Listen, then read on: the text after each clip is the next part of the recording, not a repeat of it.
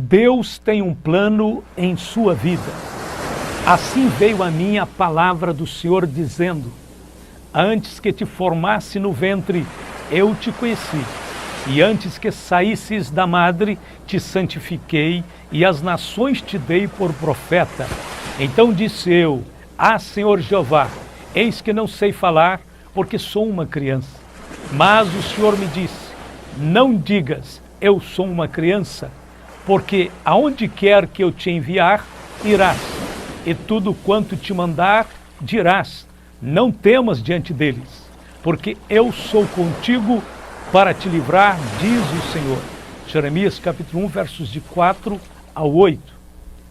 Nós acreditamos que Deus tem um plano específico para a vida de cada pessoa que nasce neste mundo. Esta convicção está baseada em 4 provas. A primeira, a razão. Pensemos, se Deus fez todas as coisas com ordem e planejamento, sendo o provedor e o sustentador de todo o universo, é razoável acreditarmos que Deus também utilizará o seu eterno poder e sua sabedoria para formular e estabelecer um plano ideal para a vida dos seus filhos. Se Deus traçou uma órbita para os planetas, um ciclo para as plantas e para os pássaros, não traçaria Ele também um plano ideal para as nossas vidas? Em Jeremias 29:11 está escrito: porque eu bem sei os pensamentos que penso de vós, diz o Senhor, pensamentos de paz e não de mal, para vos dar o fim que esperais. Portanto, Deus, é razoável pensarmos pela razão que Ele está cuidando de cada etapa de nossa vida. Segundo, a experiência. A experiência nos mostra como Deus dirige vidas e a alvos específicos segundo a sua vontade. John Wesley, Carlos Wesley, George Whitefield, desafiados pela crise espiritual que pairava sobre a Inglaterra, se converteram em autênticos evangelistas e começaram a pregar por toda a Grã-Bretanha e América. Charles Finney, Dwight Lyman Moody, Charles Spurgeon influenciaram mais de 2 milhões de almas para o reino de Deus. Hudson Taylor fundou a missão do interior da China, que em 1910 já tinha enviado 968 missionários. John Barnardo deu início ao seu trabalho missionário em Londres, pelo qual recolheu e educou 70 mil crianças desamparadas. William Booth organizou o Exército da Salvação, que se tornou uma frente evangelística internacional. Os planos de Deus para os seus filhos continuam. Vivemos numa época de grandes desafios. Na realidade, não foram os reformadores que revolucionaram o mundo, foi Cristo operando através deles. Samuel, Davi, Paulo, Lutero, Wesley, Moody, Gunnar Wingre, Billy Graham, todos eles eram homens comuns. Todavia, eles ouviram a voz de Deus. Eu quero dizer para você, a hora é propícia para cumprir-se os planos de Deus. Há lugar para outro nome nesta lista de homens que Deus tem usado. Quem terá sensibilidade para sentir o pulsar do coração de Deus? Quem estará disposto a atender os ideais do reino de Deus? Deus está chamando homens, chamando mulheres e até crianças para influenciar este mundo. Ouça a voz do Espírito Santo. Se Deus te chamar, não recuses ao seu chamado. A terceira razão porque cremos que Deus tem um plano específico para a vida de cada um dos seus filhos são os exemplos que achamos na Bíblia. Encontramos exemplos bíblicos que indicam que Deus tem planos específicos para a vida de cada um de seus filhos.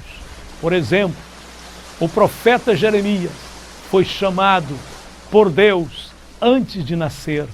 Recebeu uma missão específica de Deus, ainda no ventre de sua mãe. Segundo exemplo é o de Paulo.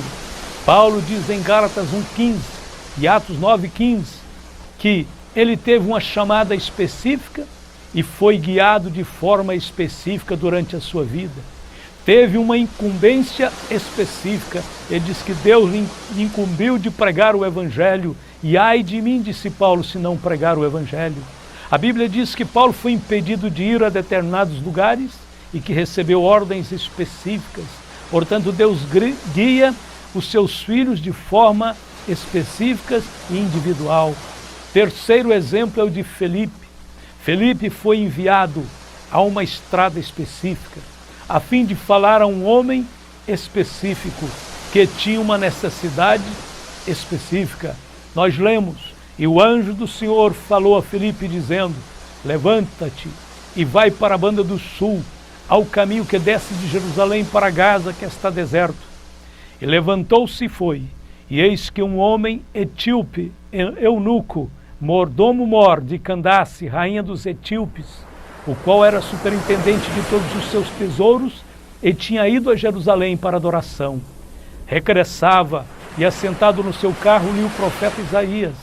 E disse o Espírito a Felipe, chega-te e ajunta-te a este carro. Atos 8, 26 a 29.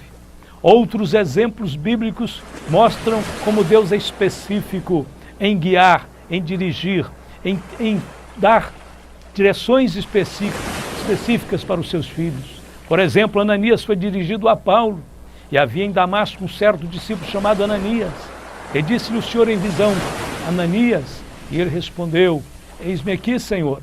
E disse-lhe o Senhor, levanta-te e vai à rua chamada direita e pergunta em casa de Judas por um homem de Tarso chamado Saulo, pois eis que ele está orando. E numa visão ele viu que entrava um homem chamado Ananias e punha sobre ele a mão, para que tornasse a ver. Atos 9, versos 10 e 12. Pedro foi dirigido a Cornélio de forma específica, e pensando Pedro naquela visão, disse-lhe o Espírito, eis que 3 varões te buscam, levanta-te, pois, e desce, e vai com eles, não duvidando, porque eu os enviei. Atos 10, 19 e 20. O quarto motivo pelo qual nós podemos dizer que Deus tem planos específicos para a sua vida, para as nossas vidas, é o próprio ensino da Bíblia. O ensino bíblico é claro no sentido de que Deus tem um plano ou uma vontade específica para cada crente. Muitas passagens bíblicas instruem os crentes a conhecerem e a fazerem a vontade de Deus. Por exemplo, Provérbios 3, 5 e 6. Confia no Senhor de todo o seu coração, não te estribes no teu próprio entendimento.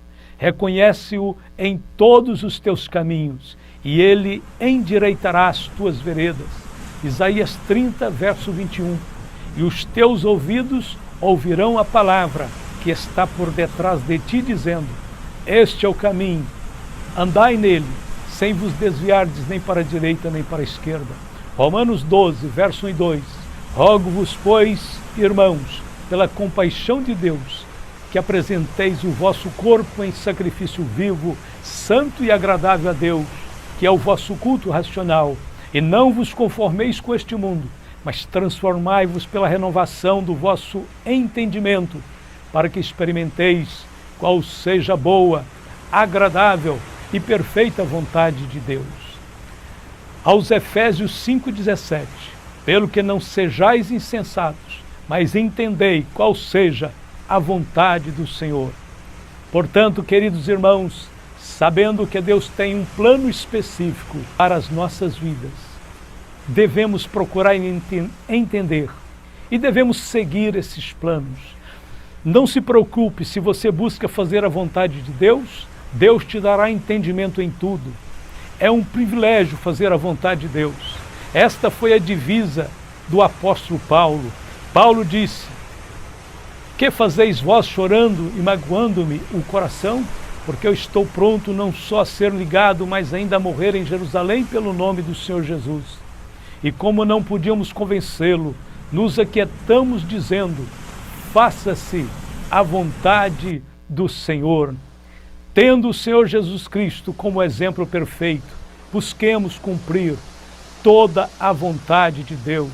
A minha comida é fazer a vontade daquele que me enviou e realizar a sua obra, João 4,34. Nesta palavra o Senhor nos dá o padrão que deve nortear a vida de todo filho de Deus. A vontade de Deus é alimento, a vontade de Deus é comida, para os nossos corações, para a nossa alma. Fazer a vontade de Deus é um privilégio, é uma bênção. Portanto, esteja disponível para Deus. Se Deus falar com você, se Deus te chamar, atenda ao seu chamado. Vá, porque o Senhor será contigo, o Senhor te usará e te capacitará para grandes tarefas. Quero neste momento orar por você, pela sua chamada, pelo ardor de Deus no seu coração, este fogo que queima dentro da sua alma, que Deus acendeu aí dentro, é uma chamada específica, é um chamamento para uma grande obra.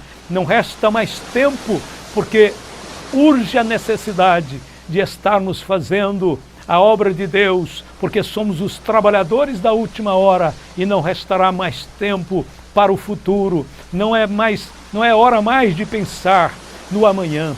É hoje, é agora que o Senhor está convocando os seus filhos para uma grande tarefa. Aonde você estiver, acredite, Deus está falando com você.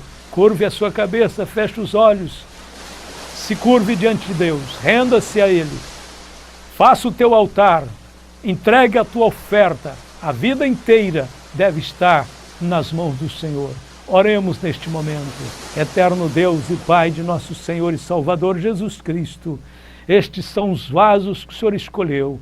O Senhor tem escolhido homens e mulheres para levar o teu nome e a tua palavra a todos os recantos da terra. O Senhor possa ungir este irmão, essa irmã, com espírito de autoridade, de ousadia, que ele consiga, Senhor, desvencilhar-se das preocupações, dos embaraços da vida e estar disponível em tuas mãos para esta última hora, para pregar, para anunciar, para orar, para expulsar os demônios, para curar os enfermos, para manifestar a tua glória sobre a face da terra, para que almas se convertam, para que a colheita final seja abundante. Em nome de Jesus, eu te abençoo, meu querido irmão, minha querida irmã. O Senhor esteja contigo agora, o espírito de ousadia, de autoridade, de sabedoria e de poder caia sobre ti, te unja e te fortaleça e te revista de poder para a tarefa que o Senhor Deus preparou para a sua vida, para o desempenho do seu trabalho e dos seus esforços. Em nome de Jesus Cristo oramos e agradecendo, dizemos amém e amém.